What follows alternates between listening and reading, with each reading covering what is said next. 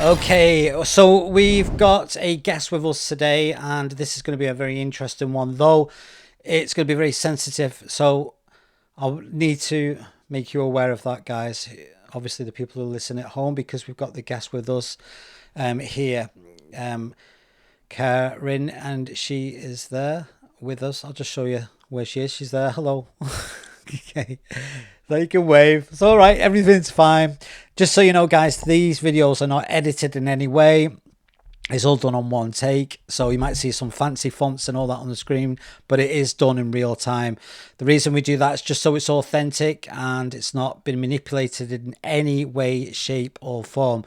Before we start with our guest and she shares her story with us, I'm just going to give you a basic overview, you guys at home, of what the story is about. Well, in a nutshell, she's written a book a few years ago, but we're going to get into more descriptive terms what this entails. So this is the blurb from the book.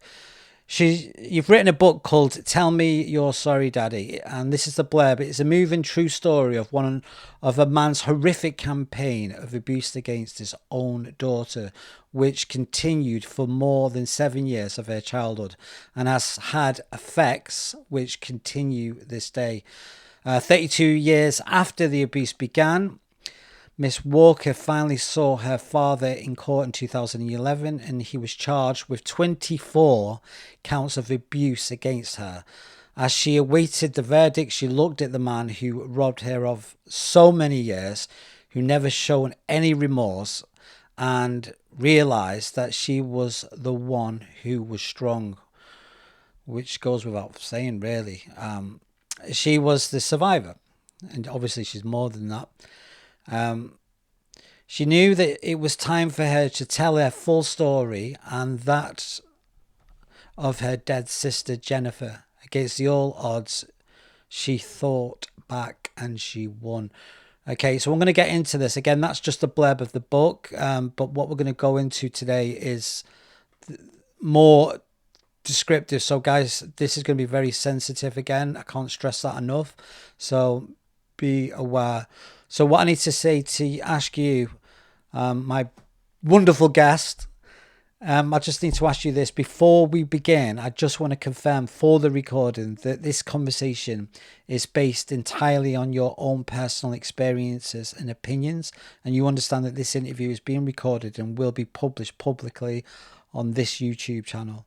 And you give full permission for it to be used and shared. Are you happy to proceed? Yes, absolutely. Perfect, thank you. Again, guys, I know I've said it before, but this is going to be extremely graphic, so just be aware of that. And it's a very sensitive nature, but it's important that you get to hear this story so you become more aware of what is going on in the world and behind closed doors. Okay, let's get this started. Analyzing the news.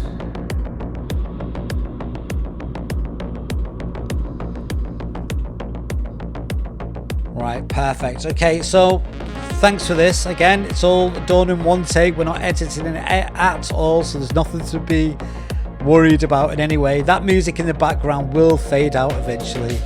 It always does that. It's like the 10 o'clock news, isn't it? It's just there in the background. But you're actually in England at the moment. I know you don't live in England, but you're here visiting at the moment. Is that right? I am. I'm on the Wirral. The Wirral.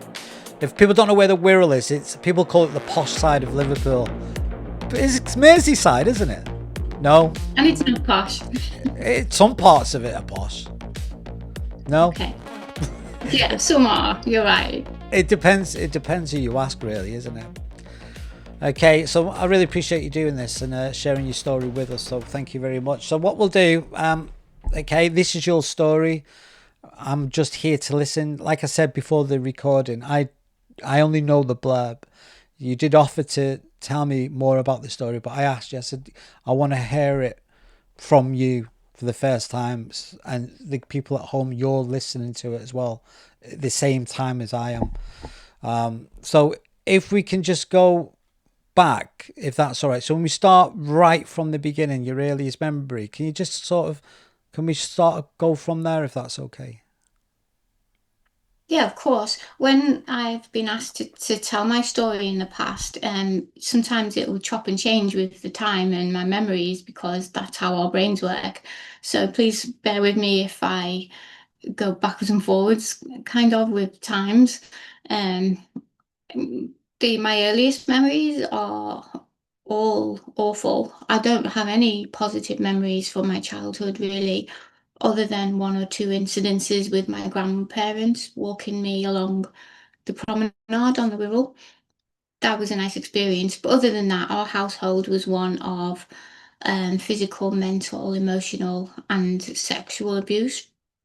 None of us were spared. There was five of us originally, and I believe my parents to be sociopathic and narcissistic. Where two bad people got together, unfortunately, and had children. Where about were you brought up when you were younger? Obviously, it was England. Was it round the Wirral or? Yeah, I was raised just round the corner from where I am at the moment, on the Wirral. Yeah, Right. we were there, here, just moving a couple of miles away. We moved I think, four times, three, four times. Are you originally from the Wirral? Yeah, Your accent. I'm trying to get that accent because you now live abroad, don't you? Is it Turkey? yeah. Okay. Well, my accent is different because at 17 stroke 18, I was removed from my home by my mum, which we can go into later. Yeah. And I moved to Yorkshire. So I had 15 years in Yorkshire and then discovered my peace of mind only came from being in another country. And I've hopped around since then in different countries. Yeah.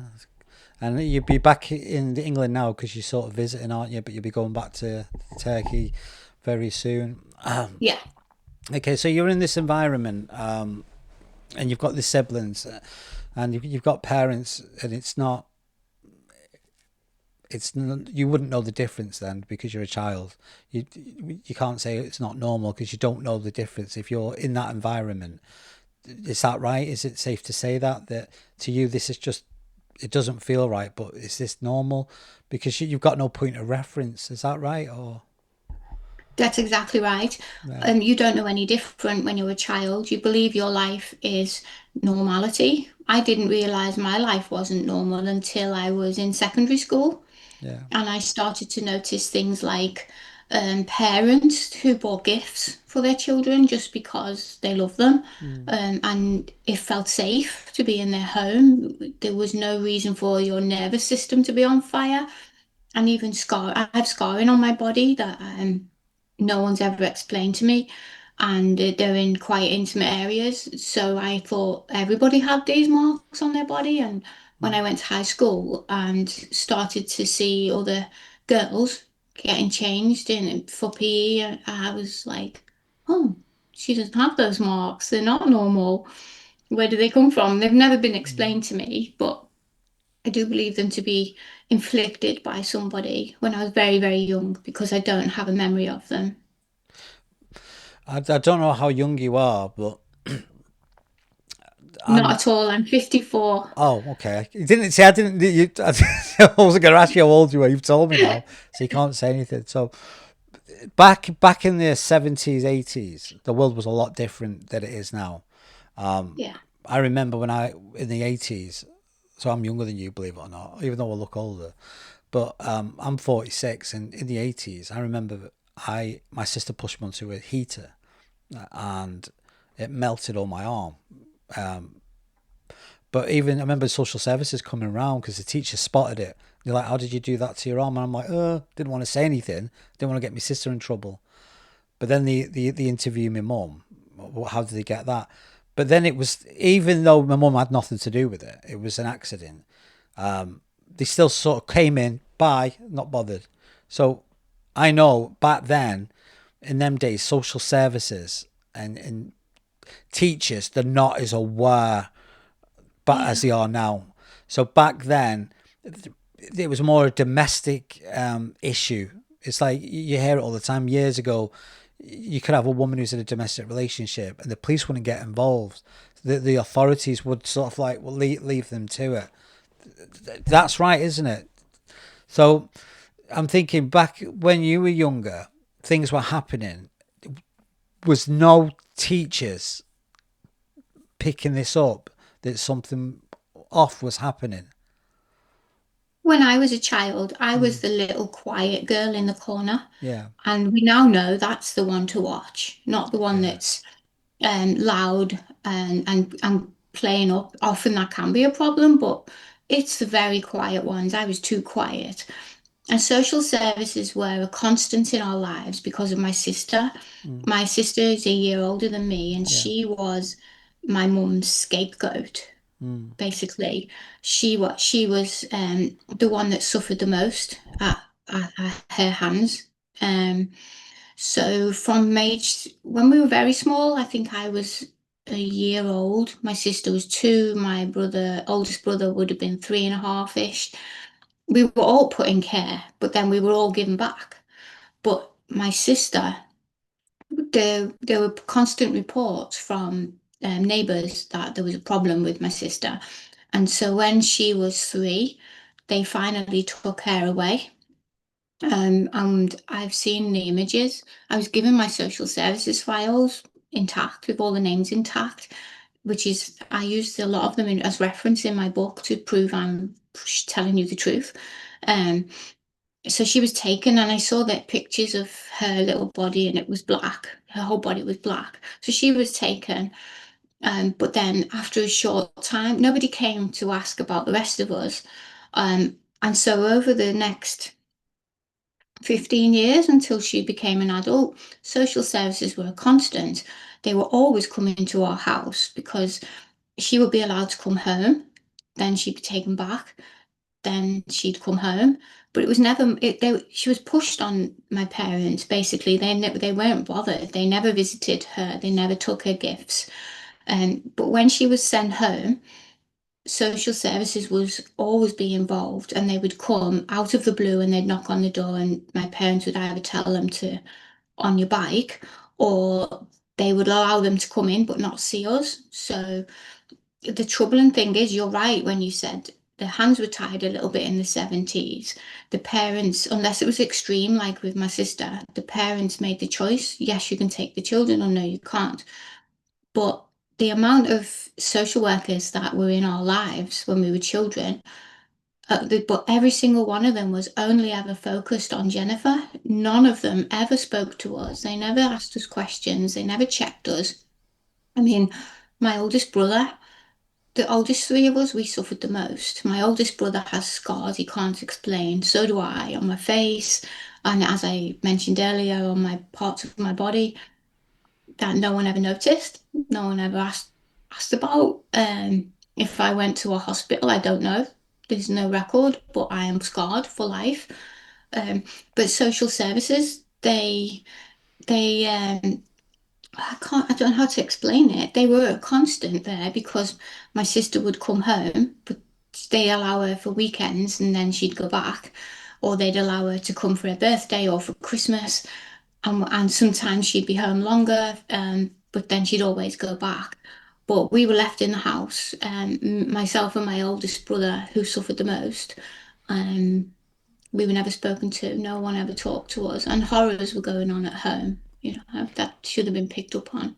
So am I getting this right? That your sister was removed by social services, but the rest of you were still living with your parents?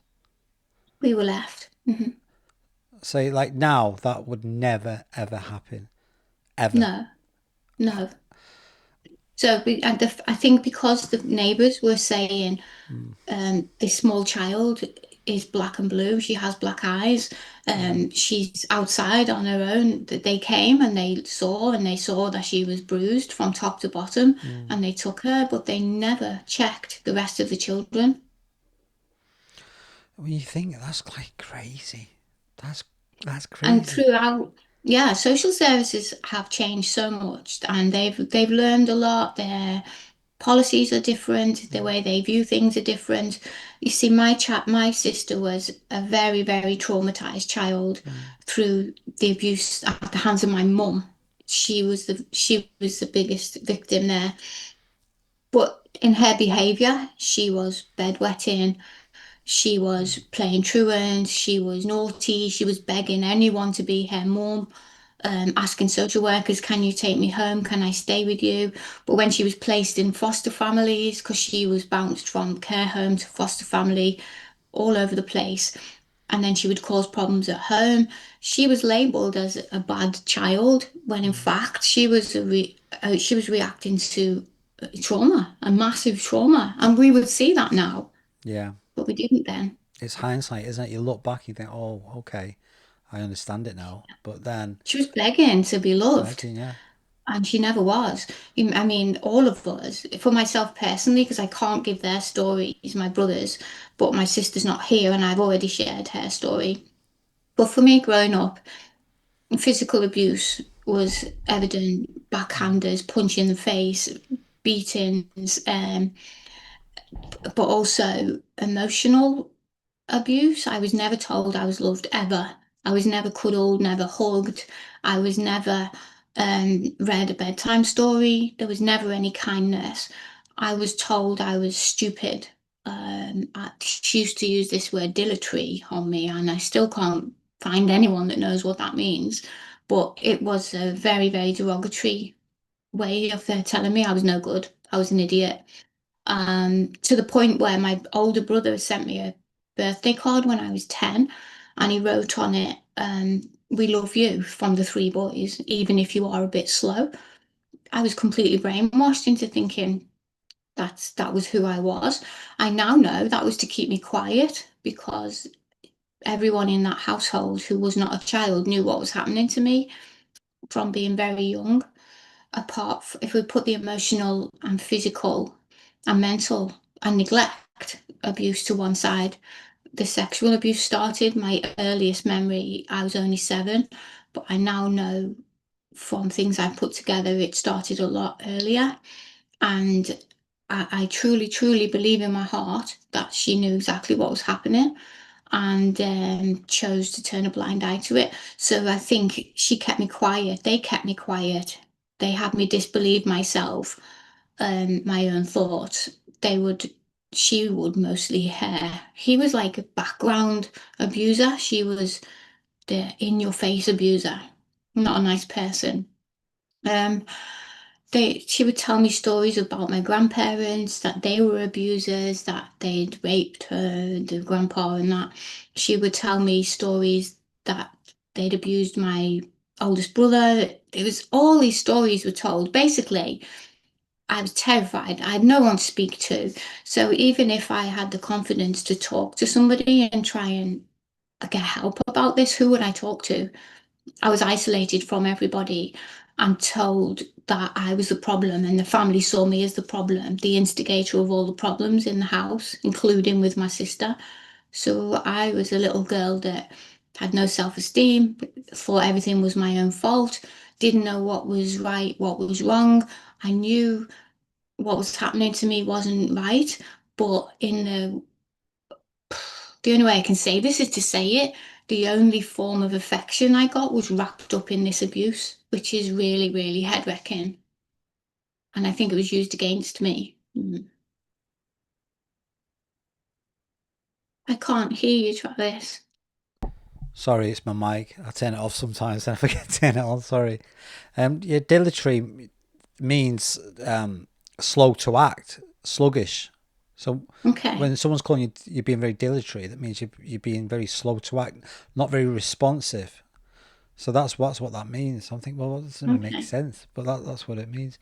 So, your parents then, were they working? Were they going to work every day, or what was the environment? What was their primary focus apart from, say, being parents? What was their outlet? Did they work?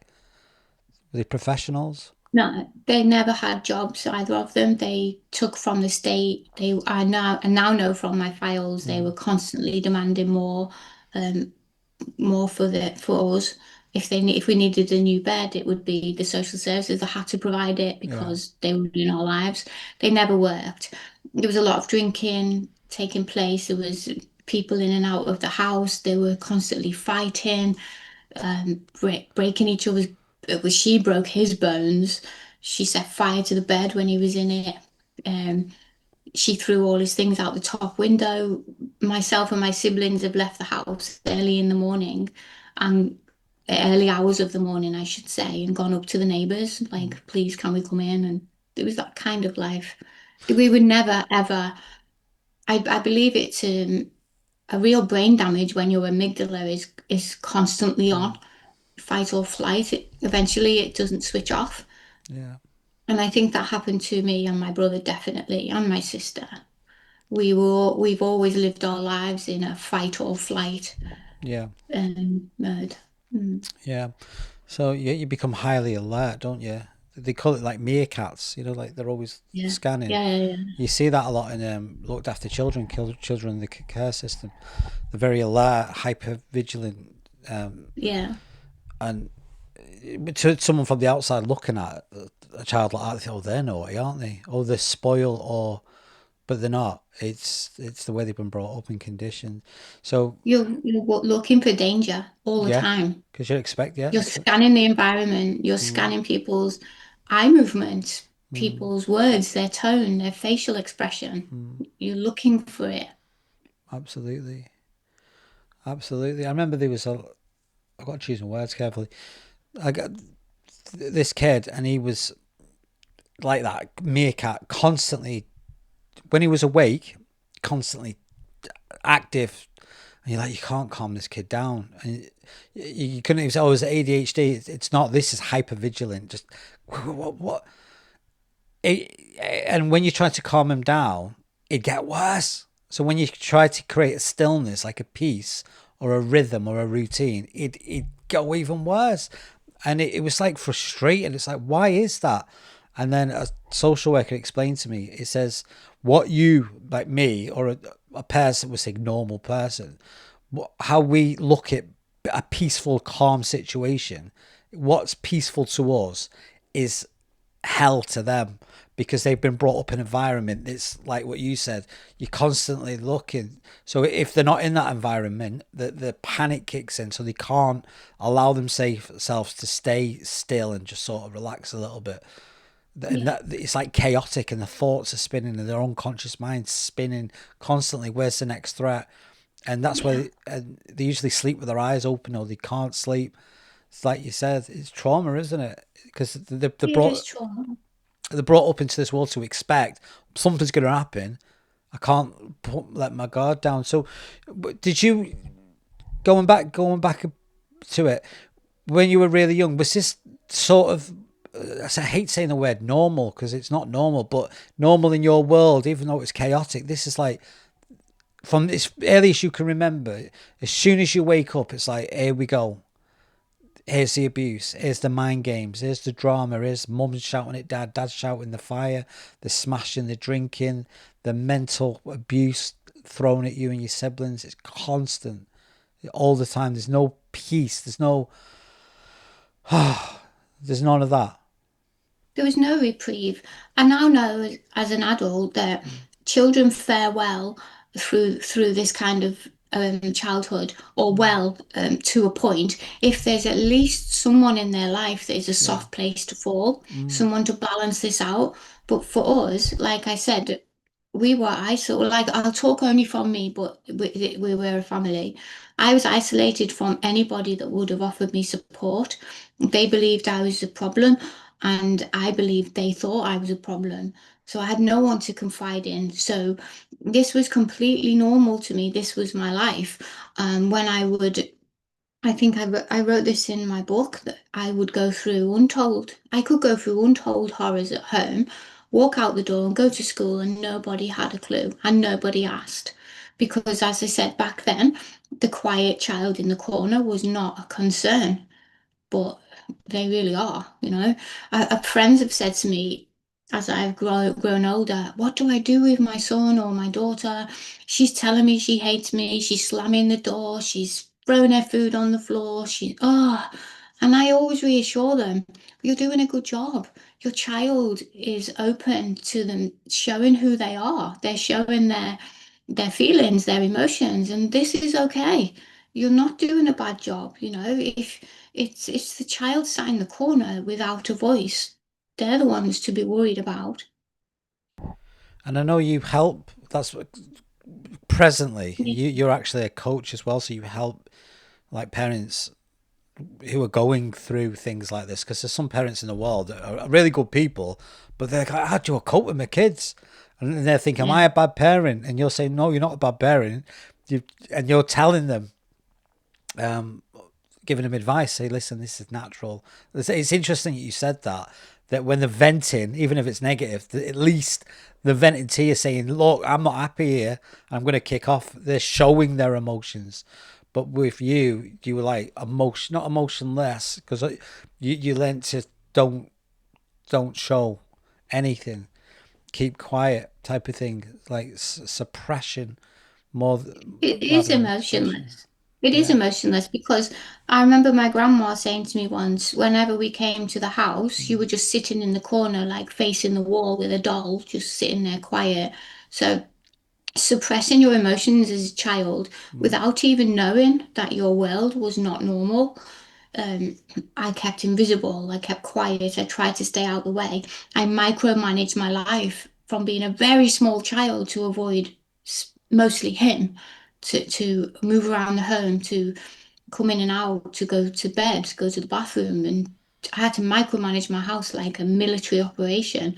So this kept me safe as a child-ish. Sometimes it Mm. worked, but as an adult, this doesn't serve you because this is not a healthy way to be.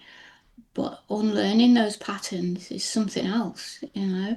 And when you said help others, yeah, but I'm such a different person now. It took for me to be 40 years old before anything changed. Um, Previous to this, I was a people pleaser. I still am, but massively a people pleaser. Mm. Thought everyone had to like me. I was suffering massive complex post-traumatic stress disorder symptoms, but didn't know. But when I was 40, I saw my father. He left the house when we were 16, when I was 16, 17.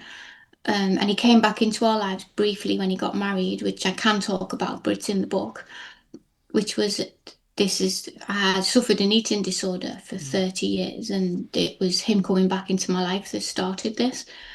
But when I was 40, I visited my grandma in a nursing home in Kirkdale, and he was there.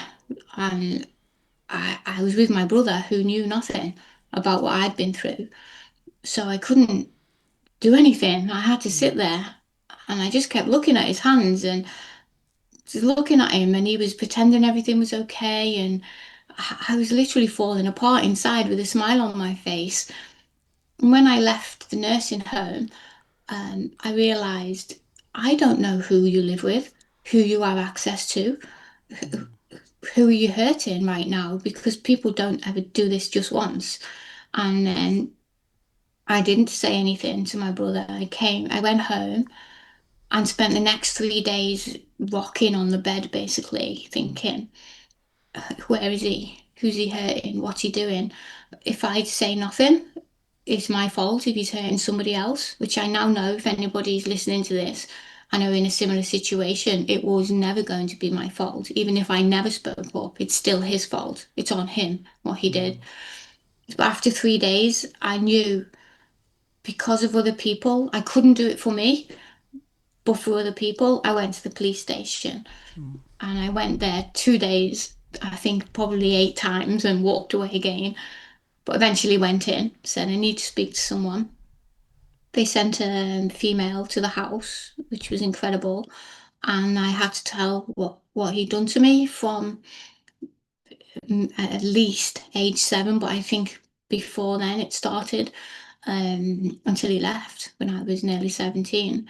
Um, and for anyone, this will resonate with Mm. people, I think, who resonate with my story. The first time you have to tell this because it's become a secret. These abusers make you complicit. When they talk to you, they say we do this, we do Mm. that, we have to do this, we can't tell anyone. Your mum will die if she found out, you'll break the family up. They make you feel like you're responsible for your own abuse. So when you try to say that for the first time, I can only describe it as literally having to pull words out of my throat. It was that difficult. And it's okay for it to be that difficult. It's normal because everything in your body is telling you, you can't tell, you can't tell, you can't tell. But so the very first time is difficult, but you can do it and you can get through it. And over time, you can talk about your story and your throat won't close and you won't start crying. And then you know you're healing. Yeah. So I reported him when I was 40 and he was arrested. He tried to commit suicide. He called my brother and said, I'm not going to prison. He gave a no comment interview, which I thought, oh no, he will get away with it. They don't believe me. But that's not the case either. It's often seen as an indication of guilt. And 1 year later, as you mentioned before, I faced him in court. Um, he was charged with 24 counts of use, against me, and he was found guilty of 24 counts, and he went to prison for 16 years. So that's when I changed because it's like something that I used to describe as a blackness inside me. Once you've told this story, it's no longer deep, dark shame inside you. It starts to lift, and that's when you heal. And you've finally broken through that, and it's not your shame anymore. You can pick it up and put it right where it belongs with the other person. So your dad was found guilty of sexual abuse towards you. Mhm. The physical abuse that happened as well, but the charges Yeah. was that. That's mostly my mum. My mum was a physical abuser and a mental abuser. He was kind of like her little puppet. She would, when we were very small, um, like under 10 years old, say, he would be out fishing all day because that was all he did. He never had a job. But he would come home and she would have us lined up and she would make us decide ourselves sometimes between us which one was going to get beaten by him. And then he would take us off. And mostly it was my oldest brother. He would stand up and say it was me, everything was me, and he would go and my dad would beat him, he'd rip his hair out. It was awful. So he would hurt us. Apart from what happened to me, he would hurt us on her orders, if you understand. Yeah. She would wind him up when he came in. She's done this, he's done this, she's done this. Um, and And what yeah. you haven't done anything wrong, really. You're just kids. Yeah, oh yeah, this is nothing really. We hadn't done anything wrong. But it's like narcissistic behavior. She's saying, right, you're going to get it when your dad gets in. And then Yeah. she'll wind him up to. I'm not making excuses for anyone, right? But she's poking the fire. Then he's laying out the punishment. So she's Yeah, encouraging him, yeah, even though he could have said, "No, I'm going to touch my kids. I would never." He's still doing it, so they're both as bad. yeah. But he never said that. He's never said anything like, I don't want to hurt my own kids. He was just cold and just there, and the fact that the way he treated my oldest brother, he was his victim, whereas my sister was mostly my mum's victim. Then there's me who got the brunt of both of them. But my two younger brothers, they seem to be a bit more favoured. They didn't have an idyllic childhood by any stretch, but they didn't suffer the way the older three did. I don't think you'll know the answer to this. Only they will. But can I ask your opinion on this? Because I'm trying to get my head around why, how can these people, they did do it, right?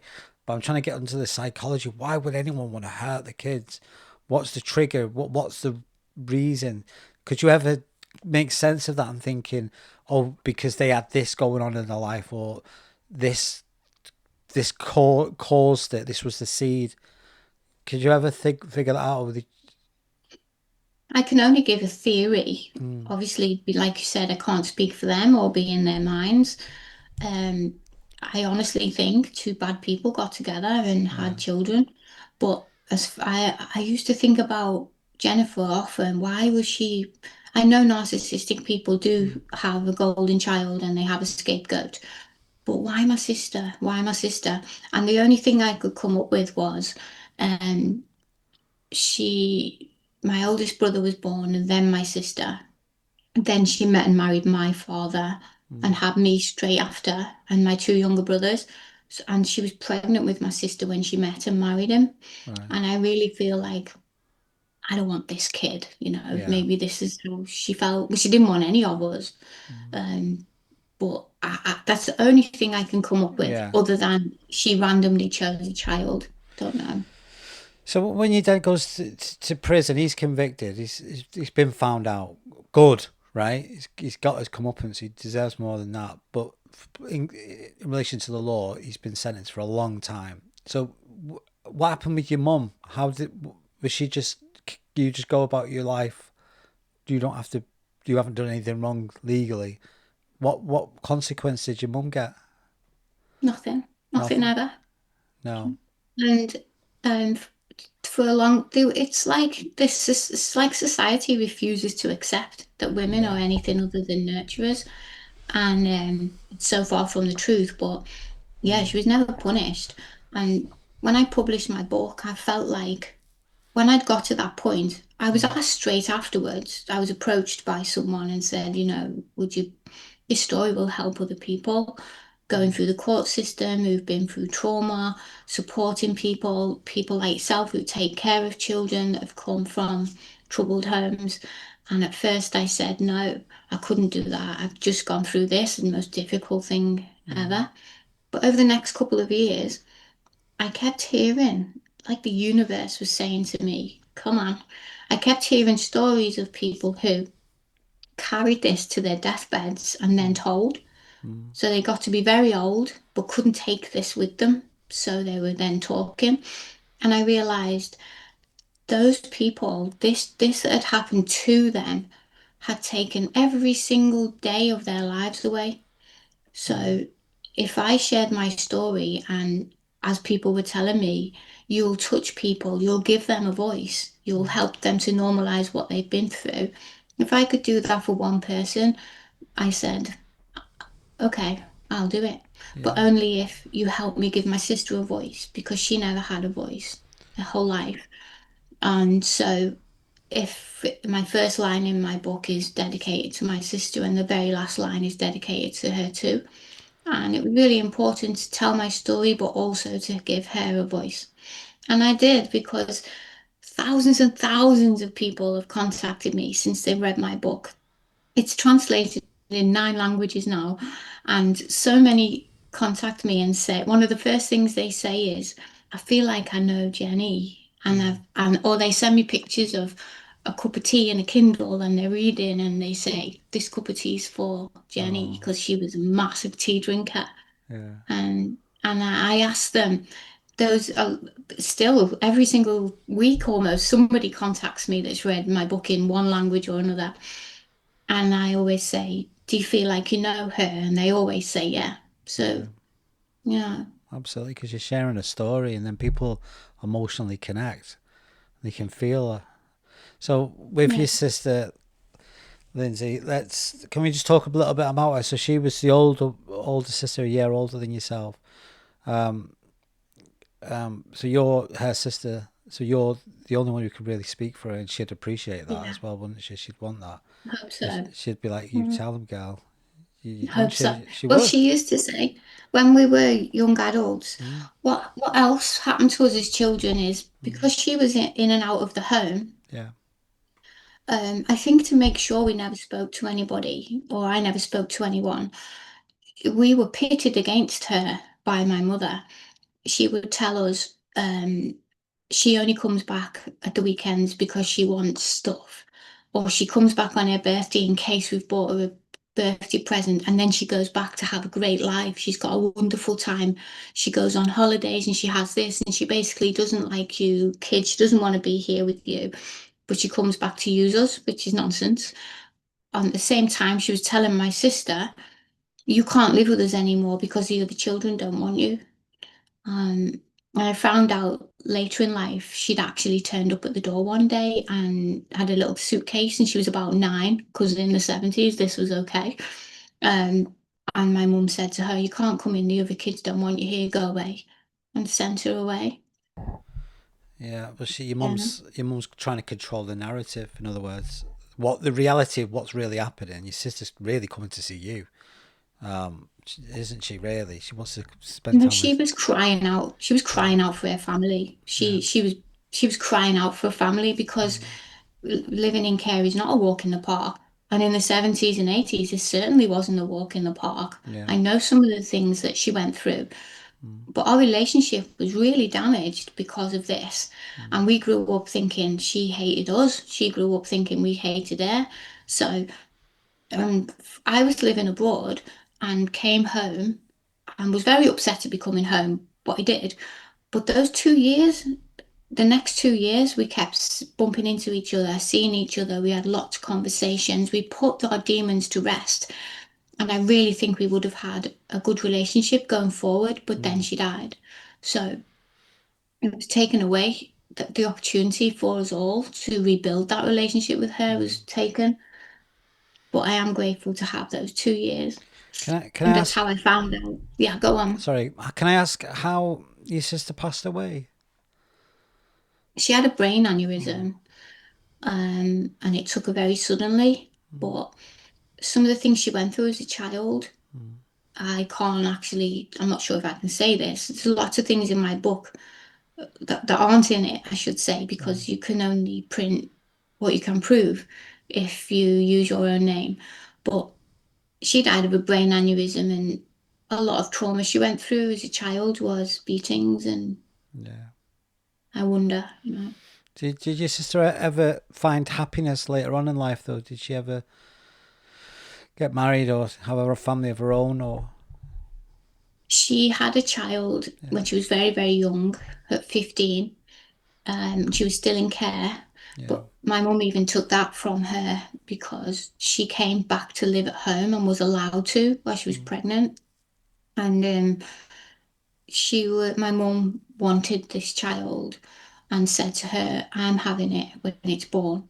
And my sister would never have disagreed with anything my mum said.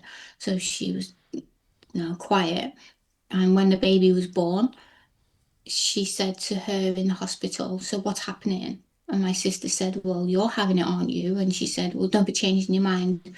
And my sister's heart broke in that moment. She wanted her child, she wanted her daughter. But my mum took them both home to our house, family house, and then threw my sister out and kept the child. It took her 14 months to get somewhere to live, prove herself, and get her daughter back. there was a time she did have a daughter back in her own care. She did have Yeah, after she was 14 months, yeah. but And she was, sorry, go on. I'm just saying with the father of your sister's child, was he on the scene or was he just gone? yeah, she was in a long-term relationship until she died, and they were a great team. They Yeah, adored each other. I think she never found a peace in her mind ever, and she struggled with things throughout her life, like drug taking, yeah, and that was her coping mechanism. But she had said to me in those 2 years I was talking about, "I'm going to write a book, and I'm going to call it A Girl Called Jenny. I want to tell my story." And the reason she chose that title was that we were never allowed to use her name. We right. weren't allowed to say her name when we were children. She was called the bitch or the pig if she ate something. Yeah, it was awful. The humiliation she went through was unbelievable. So she wanted to write a book and have her name. So I knew she wanted this. I knew she would want this. She would be behind me in including her story. I couldn't just tell my story.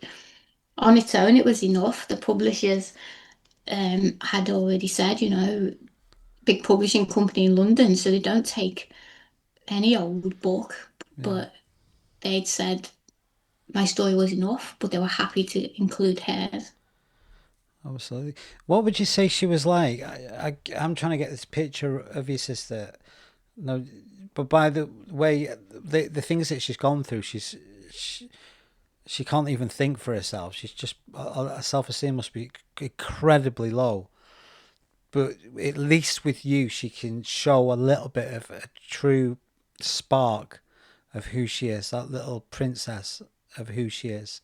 And what would you say she's like, apart from if you could sort of just separate all this stuff that she's Yeah. going through, her as a person, what if you were going to describe your sister, who is your sister? She had a really good heart, Yeah, and despite everything she went through, I never heard her say a bad thing about anybody. no, She was a good person. bless her. Oh, Um, and I think she actually she actually said to me once in those 2 years we talked about that, and this blew me away because I know she didn't have a great time, different places to live and coming backwards and forwards and suffering at the hands that she did. She said to me, do you know, I considered myself the lucky one for getting out of that house. And I was blown away by that. But it made me start to realize exactly what I was going through at home and how life was, and how I said earlier about the nervous system never switching off, and the constant living in fear and feeling um, I couldn't move around my home safely.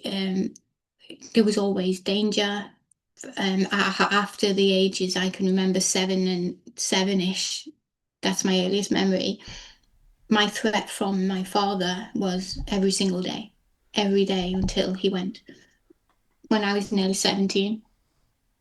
and do you know, moving on with your life, so now you're a young adult, you turn into a woman yourself. So now you're going. What's your perception of the world like with people? Because all you've experienced is you've been brought into this world by people who are supposed to love you and care for you. And I'm choosing my words carefully because you're the one that's gone through this, so you've not seen anything else. So all you know is don't trust people, don't trust Yeah. anyone, no one. So when you get older and someone shows interest in you, they genuinely care about you. How do you respond to that, knowing that you're in your mind you're thinking threat, the alarm bells are ringing, why are they being nice to me? How do you sort of manage new relationships moving forward? I still suffer this, but when I was in my 20s, 30s, I had a constant narrative in my mind Yeah, of you're not good enough. Why are they talking to you? They don't really like you. Um, and until everything happened with court and he went to prison and I started to heal, I couldn't be alone with a male of a certain age. That had a huge impact on my life. I couldn't be alone. I would fall apart. I would do anything to avoid being alone with a male of a similar age. Um, and the relationship I had happened. I was 16, um, and my mother came in the house one day and just said, "Oh, we lived on a council street, and the houses were getting repointed, where the bricks are all fixed in between." And she said, "Oh, that man, because he was a lot older than me, is taking you out on Friday. That's it. No discussion, no asking if I want to. He's taking you out on Friday." And he did. And I fell into, which is quite common, apparently, normal for people who've had a difficult childhood, women and men. I fell into a very abusive relationship that lasted 9 years, where this man physically hurt me, abused me in ways like I could never say no to him. And he was just a horror, very violent person, and mentally and physically abusive. So it took me 9 years to get out of that. So the trust that made the trust issues even worse because I didn't trust females because I was such a people pleaser. yeah, I ended up being friends with people who weren't really my friend, but I didn't know back then. yeah, I was in this relationship. I couldn't be alone with a male of a certain age, so it hindered my life. And yeah, you're right. And when I was in a situation, with people, this narrative would be in my mind all the time, of I'm saying something stupid. They don't really like me. They don't really want you here. Before 40, my self-esteem was just on the floor, and everything in my life was dysfunctional. Everything. You see that a lot. It's like what you just said. There's certain people in the world that are, sorry for swearing, they're arseholes, aren't they? I don't even know if that's the word, right? If I come across them, I've got I can't take this personally because I'll get angry. Not at you, at them, right? Because there's men in the world, and then there's these things, whatever they are, right? And they're not strong. That's why I'm confident to say this. That, yeah. But anyway, I don't want to get emotional with it. You see this a lot. These predators, all right, and they're not these big scary monsters. They're usually little dweeby, little insecure Yeah. monsters. Too much of a powerful word. They're just horrible, and they come in and they'll charm you, but they're not charming. They're actually usually stupid idiots. But they will not get the attention of a confident woman, right? Yeah. They wouldn't approach a confident woman. They're being too intimidated by her. So they seek out vulnerable women or children or people that are a lot younger than them. Any vulnerable people, and you can sense it. Yeah. And then they go for them because they're not in control of their lives and they want to control someone else's. So they see a young girl and you can see she's a bit insecure, low self-esteem, right? This is his perfect point. You can get in, say the right things, establish a relationship, and because that woman's insecure, she's like, oh, it's attention, and they'll gravitate towards it.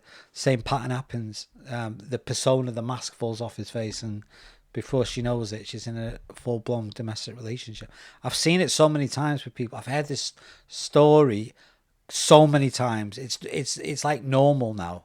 It's normal. It doesn't make, I'm not saying we should normalize it. No, it's so common that this is happening. So we've got to think, what's the answer? Is this all because of childhood trauma creates this deep insecurity within not just women, but we'll use women for now, women, and they carry this insecurity, this energy, and then these predators are feeding off it and thinking, I'm going to get in there. And then the same thing happens again, but the woman doesn't resist it because she's conditioned, because well, that's normal for me. I've been abused all my life. So if you're abusing me, it's kind of, I don't like it. I really don't like it, but I'm powerless over it. Well, I feel like I am because that's all I've ever experienced. Letting them, it's okay. But I'm comfortable with it because it's normal. Yeah. What's important to say here, sorry if I interrupted you, is because I'll forget. We think we attract that. Yeah. We think, why has that happened to me again and again? I'm attracting this, but you're not. Certain people see the vulnerability in you. I'm just trying to, this is exactly what you've just said. My apologies, but I wanted to just say how we see it. We think it's us. Why am I attracting this? But you're not. They see the vulnerability in you. They target you, just as you said. I used to, I've got to be careful what I say, right? I'm not making this about me. I'm just adding to what you're saying, just so people are aware that this happens everywhere. I years ago, I met this woman. She was lovely, right? And she was very educated, very intelligent, and she was very good looking, right? Financially secure, you name it. She had everything. And she had an amazing personality. She was always smiling, always positive. And I was courting her. I was going, and she was like me, dead positive. But she was always positive. And I was like, it used to sort of like, there was no gaps in her, no fillers. She was just pure positive all the time, always smiling. Everyone knew her. And I used to think to myself, well, you can't be that happy all the time. And I said to her, because you're so happy. She went, yes, smile and wave, and always busy. And she'd always say, if you want something doing, ask a busy person. Just always bubbly. But it never switched off. She never got, oh, do you know what? I'm fed up today. It was just pure smile and her eyes sparkle. But you think, oh, that's great, that, isn't it? That's what we all want. I said, that, but it wasn't natural. And I remember saying to her, and obviously we got into a relationship, and then she started to trust me. This was a long time ago, and we sort of fell in love. And then I saw it, and she was a magistrate. She was like in the court. She was very clever, and then she told me a story, and then the persona. She was a lovely person, but then she told me, and I'm like, oh. And that was a coping mechanism to smile at the world, but really inside. And then we formed like a really strong relationship, but it was more like not boyfriend and girlfriend. I sort of like, I fell in love with her as a person. I just wanted to help her. So our relationship changed then from my point of view, because I just saw this little girl and I was like, I just really want to help. I just saw this vulnerability, but to the world, she looked like dead outgoing. So it can work two ways. And she'd tell me every relationship she had, same pattern: Prince Charming, rich. These were rich men, clever men, come in, domestic. And I'm thinking, because they can sense it, even though she was brilliant at acting, and she never let her guard down. It's the only thing with me. I wasn't a predator. I'm not a predator. I'm very. I like the soul of people. I want to know, like, I don't. I like want to know the energy, the essence of someone, the purity, and let's develop that. I'm getting all mushy now, but the love bit. I like that. Let's grow up. Let's play with this. The love, the energy, and all that. That's how you form really. That's called being in love, isn't it? And I like that. So I'm married. I've been married for a long time. So, but I'm saying with I've seen it even in people you would never ever think, and all her friends were doctors, really academic people. The circles she went around, she was going on cruise ships, she had money, she had all designer gear, but she didn't have an ego. She was just always pleasant. And then I know her story, and it's like, you don't know who you're talking to. You think this is just people from a council estate. It's not. This happens everywhere. It does. And these predators can see it. And predators aren't always druggies. Some predators are intelligent, who've got money. Let's look at politicians. It's the same thing. Yeah. It's true. A lot of powerful people are narcissistic people, because they lack the empathy and they can stamp all over others. Yeah. But there must be something in a vulnerable person, even if they're masking this with bubbliness and success, that they can see. Definitely. And I always question this. I think, well, what is that? Because let's fix it. We must be able to fix it. You can fix anything, can't you? You can. The law of polarity, if it's broken, it can be fixed. It takes time, but there's ways around it. So what is it that these predators are picking up on? I always think it's like, consciously they're trying to be, I'm all right, Jack, but subconsciously they're like, nobody loves me. But if I pretend that they do, then they will, but really they don't. And I think that people can pick up on that. It's like your kids, when your kids are lying to you. They'll look you straight in the eye and go, I'm not lying, Mum. You're lying, aren't you? No, I'm not, honestly. When they give you that look, and you're like, because that's a mother's instinct, right? But when you get older, when strangers come in, sometimes they're really good at manipulating people. So that happened with you again. We won't go into that. It must be the instinct.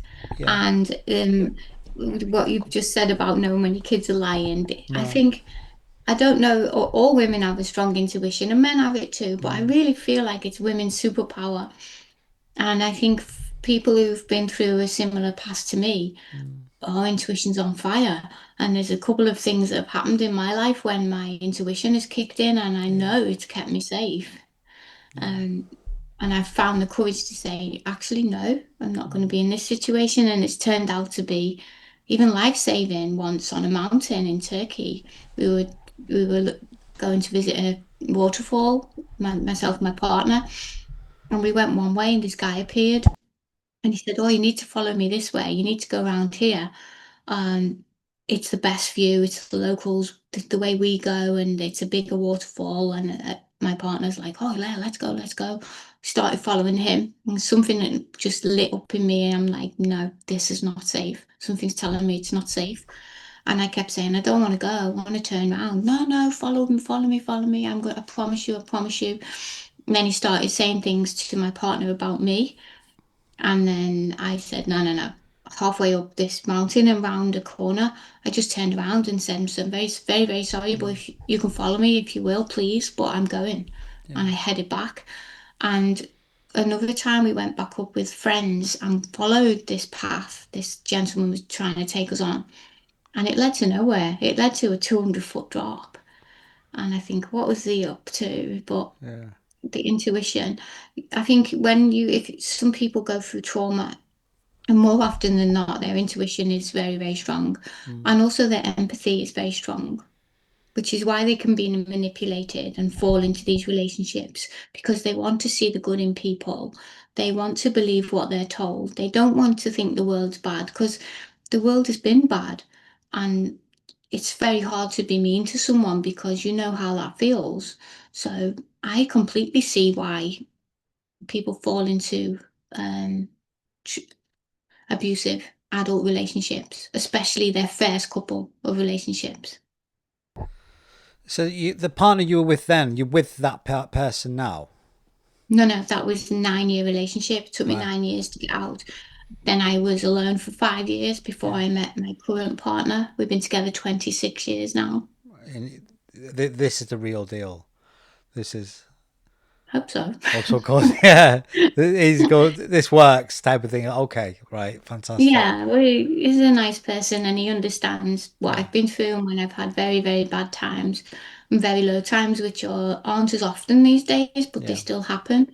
yeah. He is my soft place to fall. Oh, that's good. Like, I, Yeah, I never had that in my life, but now I do. yeah. I think it never leaves you. You can't just say, "Oh, well, I'm all right now. I've just experienced all hell and all that abuse, but I'm all right now." You're not. You No. manage it. You think, "Okay, I'm aware of it," and when you get, you'll know you better than anyone. But do you find that you find ways to sort of manage? You know the certain triggers that'll trigger you or trigger responses in you, and you think, right, okay, I know what I'm like, so I'm just gonna take 5 minutes. Has that ever happened that you might be in an environment or a situation, even recently, that you can feel that trigger, that emotion just rising up, and then you thought you're aware of it, and you're like, oh, okay, that's the old paradigm, the old habitual way of thinking. And how do you manage that now in your day-to-day life so you can sort of function through life? I didn't manage it until I trained as a therapist. Right. I trained as a therapist around the time that he went to prison. I started my training and put those two things together and talking about it. Mm, I realized that everything triggered me. I say men of a certain age. yeah. I would see him everywhere I went. I would actually see his face. Mm, And I didn't know then, but I know now that when I reacted to these things and I couldn't even make sense of why I was, it's because my nervous system was reacting to the situation. Something reminded my body of a dangerous situation. mm, So even if my brain didn't go there and remember the incident, my body reacted as though it was still happening. So only when you become aware of this and you recognize it's happening and you recognize that's what it is, yeah. then you can start to work on it and heal because then you can talk yourself down, you can reason with yourself. You can look for evidence against the negative thoughts that you're having Mm. and work with those. It really is a lifelong struggle, though. What I'll do, we're going to put it on a bit of a positive spin now, right? Because even talking about it, it's important that we talk about it, but it can be upsetting. So we're going to, Yeah, there's a positive side to this, yeah. or there's a different side, okay, a different chapter. So you become a therapist. So there's different types of therapy. You were a counselor. So what did you counsel in? Because there's different kinds of counseling, isn't there? What did you specialize in? I trained as a CBT therapist, cognitive Okay, behavioral yeah, therapy, yeah, yeah. but when I trained, I wasn't ready. Mm, The training was very difficult and it was too triggering for me. So yeah. I stumbled across life coaching a couple of years later, Mm, which really lit a fire inside me to see people go from this point to that point with help more Yeah. quickly and efficiently than trying to struggle on their own. So I trained as a life coach, and that's where I thought, okay, this is me now. This is what I can do. I can excel at this. I believe it. I think everyone needs a coach. But going forward these years, just the last 12 months, I've realized that I want to go back to counseling.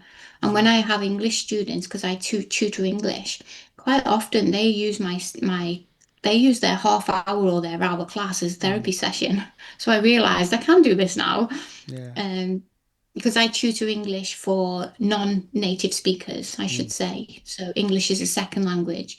So they'll often come to me, and our conversations will be based around problems they've got in their life. And Yeah. yeah. So yeah, you're right when there is a positive spin on this, because you definitely can go from a victim to a survivor to a thriver and a helper. And sharing your story does give other people a voice. It really does. It helps you, which is the unexpected side of it, and it helps other people. When I spoke to you the other day, I sent you a voice message on the phone, and I said about you because I found out you were a life coach. Oh, that's interesting, that. And I said so. There's a lot of people in the world says, "Oh, I'm a life coach." So I'm like, okay, I'm a psychologist. Okay, that's wonderful, right? But I've met life coaches, and it's not. Well, I'm not saying anyone's name, but they don't know what they're talking about.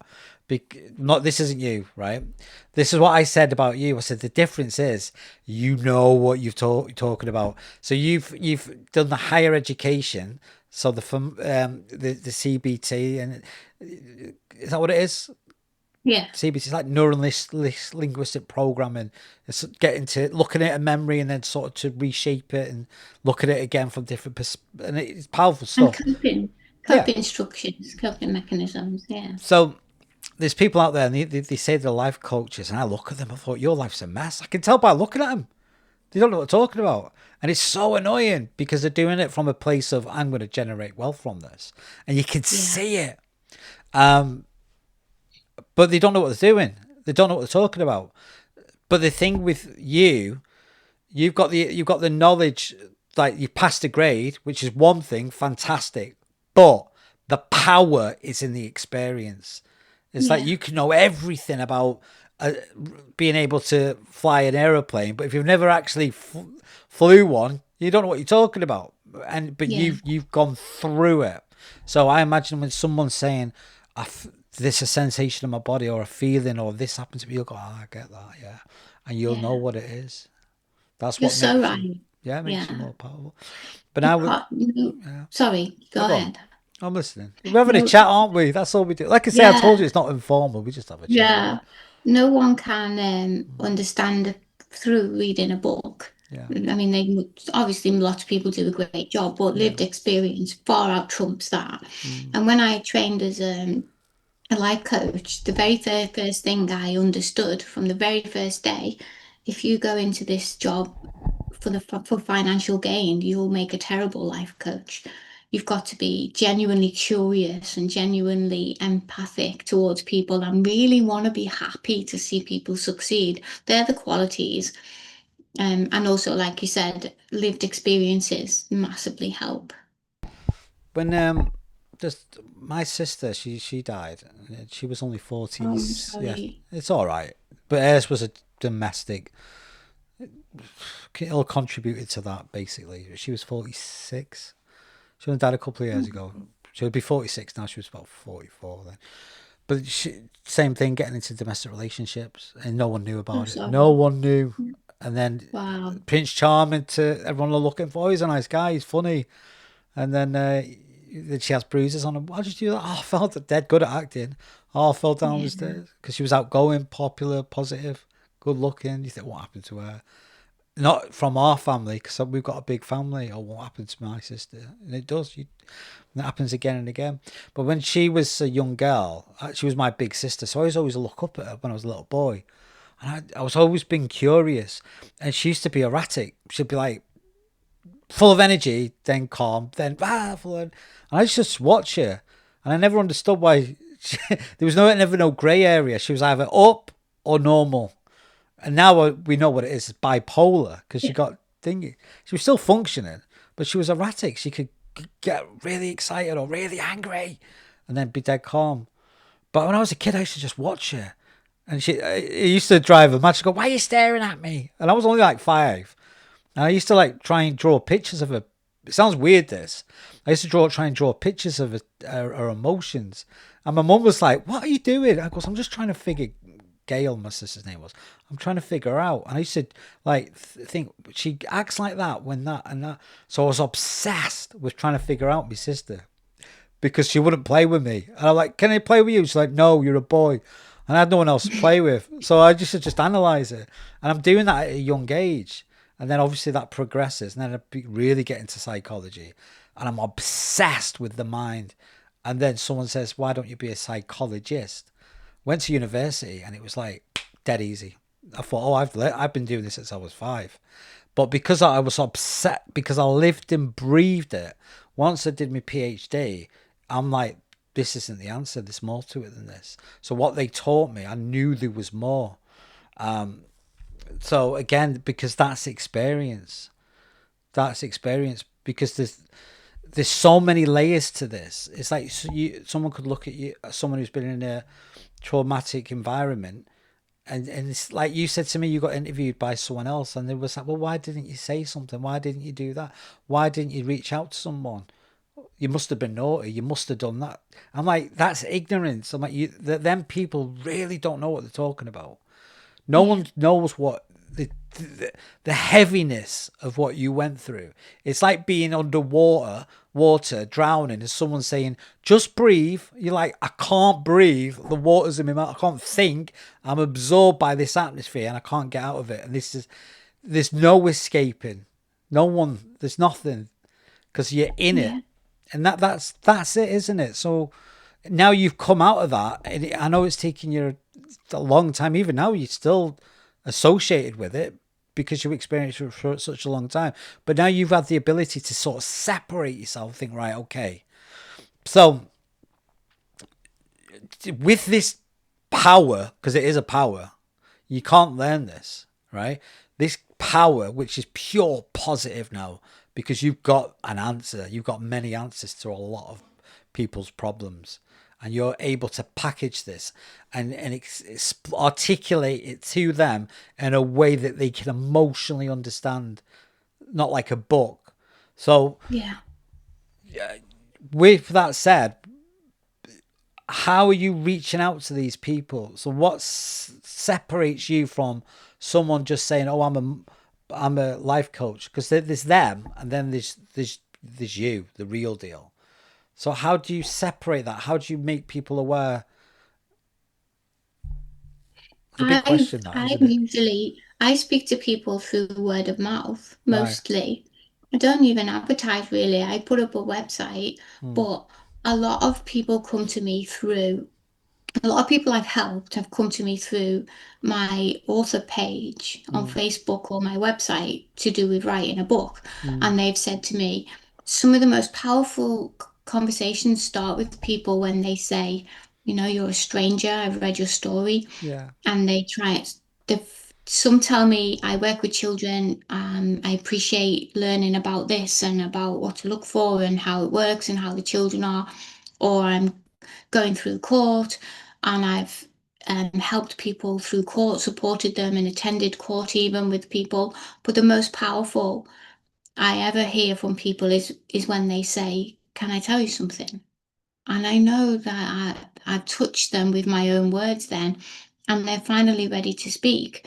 And I might be the very first person they've ever told, but they have that safe feeling with me. And I find people this way. And then that leads to other people. And I don't know, it's like the universe just manifests this for me now. But I am open to talking with people, to helping people, supporting them, giving them my knowledge, that just what I know from doing this myself.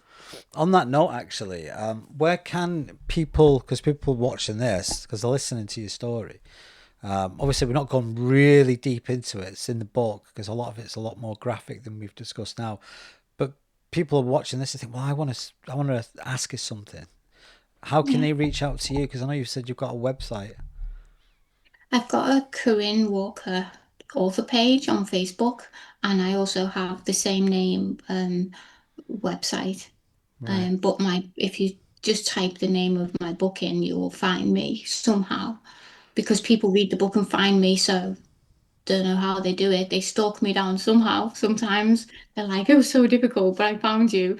Should we see if I can find it? Are you okay? I'll try and find it because I've not tried to. I'll try and find it now, and then I'll put it on the screen to see how quick it is. Should we try that? The book, it's Amazon. Right, let me have a look then. Just give me a second. Right, I'm going to go on the internet. This is all done in real time. Just give me a minute. Let's see if we can find it. Right, okay. Because if I can find it, and I'm a bloke, and I can't find anything because my wife's always moving everything. She does that, by the way. When she tidies up, she moves all my stuff, and I can never find it. I know that's irrelevant in it, but let's have a look. I'm just going to try and get on Google here. Just bear with me. Where's the page when you want it? Where is it? Oh, just bear with me, guys. I'm trying to get on Google. Sorry, I do apologize. I don't No, think I please can do. don't apologize. I'm trying to. Oh, there it is. I've got it right. What I'm doing at the moment, I'll just talk you through what I'm doing. Right, I'm trying to find a Google page first. Right, so Google. Right now I'm on Google. I'm doing this real time. What do I type in? You can put my name and the book name, or my name and Facebook. So just It name should the come. name the book for me, for the audience. Tell me you're sorry, Daddy. Tell me you're sorry. Right. Okay. It comes up straight I away. didn't choose. I have to mention really quickly, I didn't choose that name. The publishers did. I never called my mum and dad mummy and daddy, but it wasn't my choice. There we go. All this information. It's even on Goodreads as well. It's on Yeah, Goodreads. it's everywhere. There's 9 translations now, so I've actually got it's in. yeah, I've just found it very quickly. In fact, let me see if I can do this. Does my face come on the screen? There you go. It should Yes. do. Sorry, I've got that many windows open. Do apologize. That's why I'm playing with this thing called a mouse. I'm not doing telepathy. I am controlling it. I have actually got an image of the book. I just want to see if I can get up. The screen might change there. Where is it? Is that it there? There you go. Can you see it? Yeah, That's it. Isn't yeah. it? Look how quick that is. There you go. So that's the book Well cover. done. That's quite scary, that is. Tell me you're sorry, Daddy. 2 scared little girls. 1 abused father. 1 survived. Yeah, against- one survived. Yeah. Yeah. And there you go. So if you want that, all you have to do is go onto Amazon. You've sold quite a lot of books as well, to be fair, haven't you? There's a lot of people that shown interest in it because you've had quite a lot of copies sold. Well, I can I'm tell by. writing another. Sorry? Yeah, I'm writing another one on living with an eating disorder. That's my next project. There's a lot of people have reached out to me about that. Yeah, that's a big one. But again, is that linked? Anorexia is linked to. Is that? Tell me if I'm wrong. Is anorexia? People think, oh, I just want to lose a few pounds for summer. It's not. It's more like it's a control thing, isn't it? If I can control what goes in my body, is that what it is? Just a level of control. Yeah. Not anorexia, bulimia, but it is. Yeah, it's about controlling something when you feel out of control. Right. It makes sense, doesn't it? Makes sense. There's lots and lots of. We don't have time to go into No. why and how and because everyone's journey is different with this, but I'm hoping to help with people with this journey. So there you go. There's so much more to say, but obviously time is not our friend. But I really enjoyed that. Thank you so much. Really appreciate that. Again, I know you've moved to Turkey and there's massive more chapters to your life because you end up moving to Turkey. You said you're doing something now. You're going to travel the world now, aren't you? Or Europe in a vehicle, is that right? We are converting a 7.5 ton truck into a mobile home, and I Wow. just started to drive it myself, which I'm really proud of because it was so scary. And we're planning to go across Europe into Morocco and into Georgia, back to Wow. Turkey. Yeah. And it's seven. You don't do things by half, do you? You could have started off with a little transit van or something, not a 7.5 ton truck. We'll just go for it. Why not? Well, I appreciate that. When you're married, you might understand this. If you're Yeah. going to travel with somebody, you need to be able to get away from each other occasionally. So Yeah. this thing is so big. There's a doorway in the middle. We can separate rooms if we want to. There's a big sofa in the back, and there's a All big right. dinette and a big kitchen. So So when are you thinking of actually going and starting the engine and taking off? What have you got a date yeah, or beginning of April. so you haven't got long then, have you? You You haven't got long. I know you were struggling with the engine, but you've been going on YouTube and trying to figure it out. But yeah, Yeah, you'll trying to get fit there. a diesel heater for Diesel, yeah. ourselves. Yeah. Did you manage to do it? Because I know you said you were doing it yesterday, were you? When I met you, we've started. When I met you, I came inside to speak with you and left him in there. So well, I'm Oh gonna go and no! have a look. Yeah. So he's there now with his spanner and like, well, hurry up with that interview. Come on. It's probably on the sofa having a cup of tea, Yeah. waiting for me. Because you're gonna shout him. How much of the job have you got done? He's like, well, I've done all this. I haven't done anything. Oh, Is it that's finished? Can I come out now? oh, that's great. Thank you so much. Really appreciate that. So again, there you go. We know where your book is. It's available on Amazon, and they Thank can you. contact you there as well. So thank you so much for that. Really appreciate it. It's a sad story, but again, what you gained from it is massive. So you've got the answers to what a lot of people are seeking. Really. Yeah, sharing your story gives other people their voice. It really does. And it helps them to talk. It helps them to normalize what they've been through or they're going through. Yeah.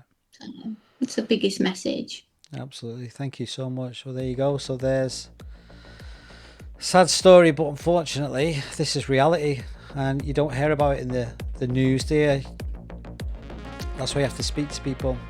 That's one thing I found in life. You never know that what people are going through. You just walk past them. They're just faces in the crowd, but you don't know what's going on behind closed doors. But then there's people like yourself who've obviously are brave enough to share your experiences with the world, and hopefully it will help someone out there. So if you've been affected by any sort of abuse, child abuse, even domestic abuse, any sort of abuse, it all comes in different forms. Put your comments in or get on that Amazon and get that book. Obviously, I've looked at the reviews on it, and the reviews have been amazing. So obviously, she knows what she's talking about. You've just heard it straight from the author's mouth. And until next time, guys, take care and look after yourself.